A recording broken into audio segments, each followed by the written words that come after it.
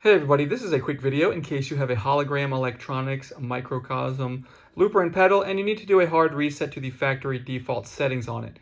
Now there's mainly two reasons you're going to want to do this. The first one is troubleshooting. If you're having any issues with this pedal not working right, or if it's not following the commands that you give it, if it's not responding, things like that, a hard reset can fix a lot of these issues. The other reason is if you're just kind of all overwhelmed with all the configurations and settings you've put on it, and you just want to get a fresh start like it's just coming out of the box, we can go ahead and do this really easily. All we're going to need to do is come in here and we're going to find the shift button over here. We're going to find the phrase looper button over here, and then the reverse button right down here. And we're going to press and hold these three buttons simultaneously for 2 seconds.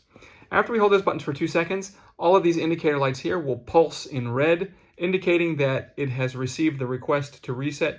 So then after that, we just need to hit the preset selector in order to confirm that we want to do the reset. And it will reset to its factory out-of-the-box settings.